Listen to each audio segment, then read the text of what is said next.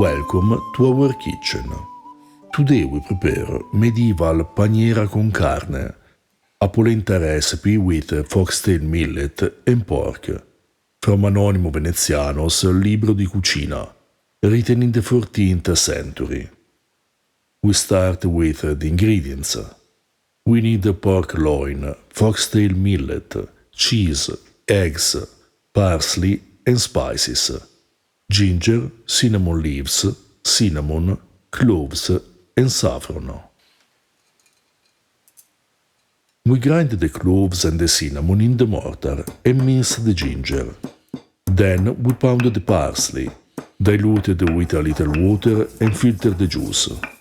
After parboiling the meat, we cut 200 grams of pork loin and 100 grams of cheese into pieces. The word used for the meat in this recipe is sonza, which appears only in this passage from Anonimo Veneziano's cookbook.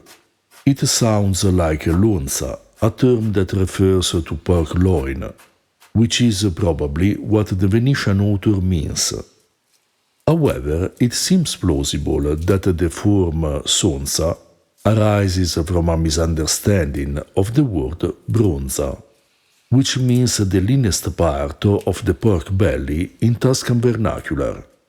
This term appears in other recipes, such as one in Anonimo Toscano's Trattato, which is probably one of the sources of inspiration of Anonimo Veneziano, since the recipe is almost identical. Foxtail millet, called panico in Italian, is a cereal very similar to millet and was used interchangeably in the past as today. Typical preparations involve boiling millet or foxtail millet in water, milk or broth, and sometimes seasoning it with fats, such as lard or oil. This basic recipe can be found in ancient Greek sources, such as Galen de Alimentorum Facultatibus, as well as in medieval texts.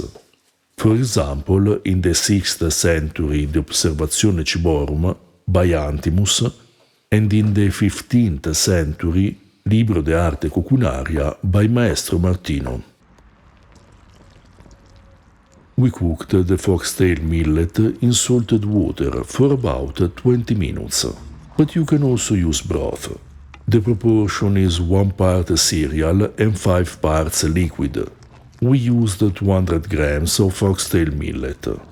After cooking the foxtail millet, we add the parsley juice, the saffron, a few cinnamon leaves, the meat and the spices. When everything is cooked through, we add the cheese and 2 egg yolks. Our edition of Anonimo Veneziano's Libro di Cucina includes a glossary of Venetian vernacular and an extensive introduction to the cultural and social context, dietary ideas, ingredients, basic preparations, and practical suggestions for preparing the recipes. For more information about the uses of cereals and meat throughout history, check out our books, Early Italian Recipes, Cereals, Bread, Pasta and Pies, and Early Italian Recipes, Meat, Meatballs and Sausages, which contain recipes translated from primary sources, ranging from the antiquity to the end of the Renaissance. The books in the Early Italian Recipes series are independent and can be read in any order. Other translations of primary sources, including Maestro Martino's Libro de arte coquinaria, are available on Patreon, along with several articles on historical food.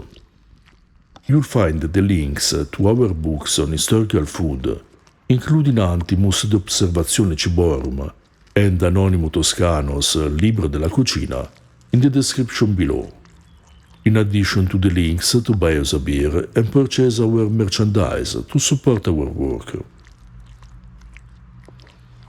This Paniera con Carne was delicious and full of flavor, with the amazing aromas of the spices and meat perfectly blended with the sweetness of the foxtail millet and cheese. It would be interesting to try it with a pork belly or another fattier cut of meat rather than loin.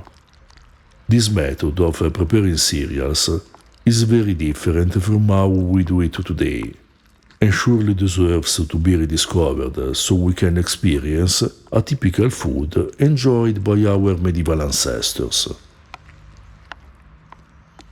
If you're interested in ancient foods and flavors, subscribe our channel and consider supporting us on Patreon.